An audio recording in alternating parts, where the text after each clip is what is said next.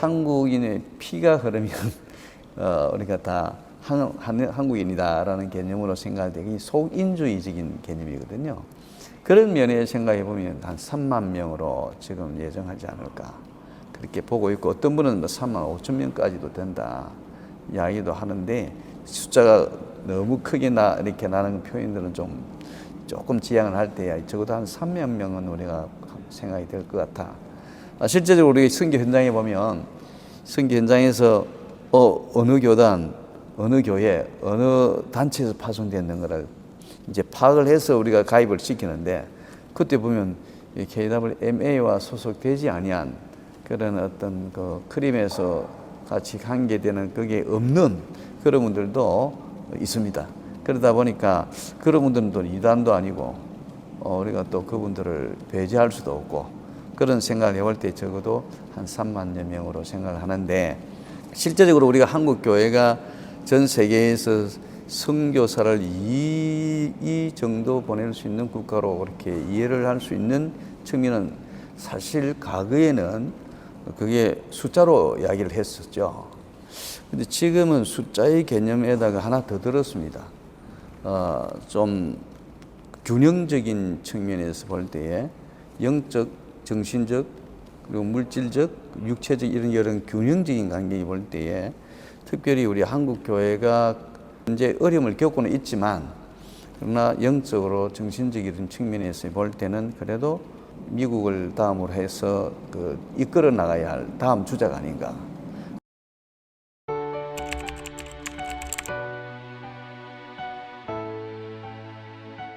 팬데믹으로 말미암아 오히려 역현상이 나타난 것이 아니라 오히려 더 적극적인 어떤 한국 교회에 이바지할 수 있는 현상이 다시 나타나지 않는가, 이렇게 볼 수도 있는 상황이 된 것 같습니다. 팬데믹 때문에 생긴 현상인데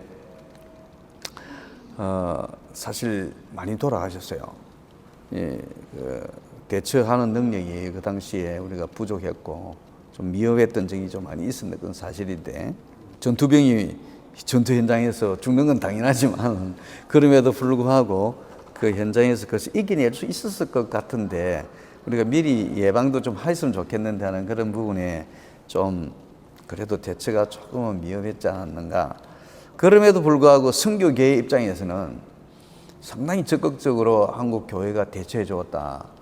심지어 비상 비행기를 통해서 앰뷸런스 같이 에어 앰뷸런스를 보내고 하는 그런 일들이라든지, 그리고 선교사의 네트워크를 통해 가지고 약을 전해주거나, 또는 KWMA를 통해서 MF에 있는 속해 현장에 있는 선교사들에게는 산소 공급기, 산소 호흡기 이런 것들을 대체해 주는 것들은 있었습니다. 그럼에도 불구하고 그 당시에 더 중요하게 우리가 다가왔던 것은 사실 MK예요. MK들이 그 당시에 한국이라는 나라와 현장과 또 부모님들의 어떤 선교적인 것과 함께 이렇게 뒤엉키면서 위축됐다 할까, 상당히 이제 쪼그라드는 이런 어떤 것이 지금까지 나타나고 있어요. 그래서 그 현상이 꽤 많은 우리 MKI 우리 자녀들이 좀 영적으로 정신적으로 충격을 많이 받고, 또 육체적인 부분의 연약함도 드러나고, 학업의 능력이라든지 기타 어떤 그들이 대처하는 부분도 개개인에 따라 조금 차이는 있겠다 하지만은 그 영향을 무시할 수가 없습니다. 굉장히 타격이 컸죠. 그 타격에 부모님들도 마찬가지입니다. 부모님들도 특히 여성들은 상당히 그 부분에 스트레스를 많이 받았고, 지금도 그 스트레스는 남아 있습니다. 아직까지. 한국 교회가 좀 더 진취적이고 발전적인 나가기 위해서 분명히 해야 되는 것도 있지만, 이 팬데믹 형상으로 말미암아 아직까지 남은 그 여운들, 부담스러운 여운들입니다. 그 여운들을 위해서 그 멤버 케어가 더 강화돼야 되고, 그 멤버 케어적인 측면에서 사실 우리가 전문인이 아니거든요. 그 목사님들이 다 멤버 케어를 공부를 좀 해서 또는 이제 도전을 좀 받고 하긴 하는데, 그 전문적으로 상담을 했던 분도 아니고, 그런 상황에 있어서 연약함이 사실 있었던 건 사실입니다. 그리고 그것을 헤쳐나가기 위해서는 이 일부 교단에서는 뭐 병원과 의사들과 원격 조절을 하고 막 연결을 할 수 있는, 최근에는 의료 선교 팀들도 거기에 대한 부분에 어떻게 해야 할 것인가에 대한 같이 함께 연결해서 헤쳐나갈 수 있는 길을 지금 모색을 아직도 하고 있습니다. 한국 교회를 와서 보니까 선교사님들이 이번에 선교 대회를 좀 하면서 한국 교회도 만만치 않았구나. 여기도 어려움을 겪었구나. 그래서 그 팬데믹 소용돌이 속에 한국 교회를 보면서 그럼 우리가 해야 할 일은 뭔가? 선교사님들이 현장에서 겪었던 어려움도 있는 것은 사실이나, 또 그렇지 아니하는 또 이 리더십을 가지고 있는 분들은 이것도 생각하지만 한국 교회에 이 좀 허물어져 가고 있는 다음 세대의 그 안타까움을 보고 우리가 리바이벌맨이라는 용어를 지금 요즘 끄집어내고 있습니다. 무슨 이야기냐면 선교 부흥운동가, 그게 한국 교회를 부흥시키면서 그 선교사로서 한국 교회가 헌신도 하고 또 자기 있는 현장도 부흥시키고 그렇게 해서 양쪽 다를 효과를 넣을 수 있는데 우리가 지금은 신경 써야 되지 않을까. 마치 이 바울이 이방인을 위해서 세워졌던 그 선교사로서의 그 사명을 표현을 했지만 그럼에도 불구하고 내 민족을 대한 사랑, 자기는 그것을 놓칠 수 없다라는 개념을 이렇게 소개했던 것처럼 우리가 우리 민족의 한국이라는 나라를 생각할 때 우리가 다시 한국 교회의 부흥운동에 헌신해야 되겠다. 이런 운동을 지금 사실 그 KWMF 안에서 일어나고 있는 하나의 현상입니다.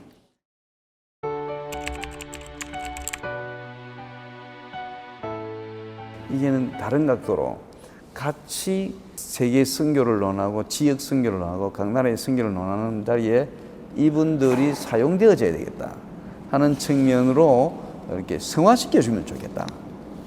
이런 생각이 들고, 또 선교사는 겸손하게 현장을 부흥시키는 데 있어서 한국 교회의 도움을 절실히 바라는 것은 사실이나 한국 교회도 같이 함께 부흥되는 것에 헌신할 수 있으면 좋겠다 하는 부분에 서로 약간 이 접선점을 이렇게 좀 이렇게 협소화시키 좀 이렇게 더 가깝게. 선교와 목회는 똑같다. 같이 간다. 이 관점이 없으면 서로 갑과 갑의 이런 서로 그래 됩니다. 지난번에는 이거 용어가 참 이상한 이야기인데 과거에는 맨 처음에 선교사를 보낼 때는 선교사가 갑이었습니다. 어려웠어도. 네. 왜냐하면 영적으로 우러러봤습니다. 네. 그런데 우리는 그 갑이라 생각 안 했던 거죠. 네. 그런데 그게 그만큼 존중이 되어졌고, 그런데 그 시기가 지나고 나니까 거꾸로 돼버리고, 지금은 우리가 어떻게 해야 되지 고민거리로 지금 남아 있습니다. 각각 교단마다. 네. 이거를 위해서는 결국은 같이 가야 된다. 같이 가기 위해서는 같이 전략을 생각하고 고민해야 된다. 그런데 일반적으로 리더십은 이걸 가집니다. 그러나 개교회 분들을 가보면 부담을 많이 가집니다. 개교회 가서 선교비 또는 선교 현장 이렇게 왔잖아요. 좀 안 왔으면 좋겠다 그랬거든요. 생각 외로 많습니다. 그러니까 그동안 우리가 지금 앵커에 보는 그 선교라는 관점의 어떤 그 큰 그림에서의 그 관계와 현장에서 보고 있는 우리들이 오는 피부 감각이 있잖아요. 이 부분들이 우리 이제 그때 질문을 하시는 것과 마찬가지인데 이 부분이 우리도 짚고 넘어가야 되기 때문에, 그래서 저는 긍정적 면을 했고 리바이벌 면으로 용어를 좀 드렸고 촉매제 역할을 했고, 아프고 힘들고 이게 멤버 케어를 해야 되는 이런 측면에 대한 것은 숙제니까 우리가 어쨌든 그거는 우리 숙제고 한국교회 숙제라고 생각하는 숙제예요. 그것을 누가 감당하게 풀 수 있는 것은 아닌 것 같아요. 다 이렇게 보니까 책임질 수 있는 여건도 안 되고.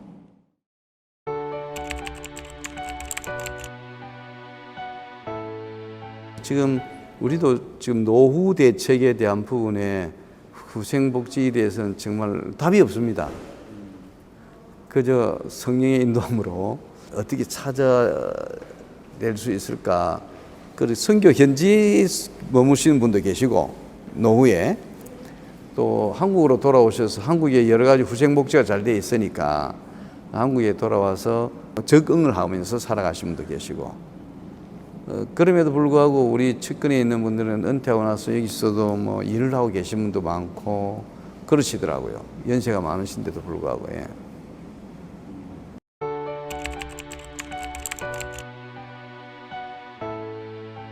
첫째, 저희들은 기도 운동을 좀 할 것 같습니다.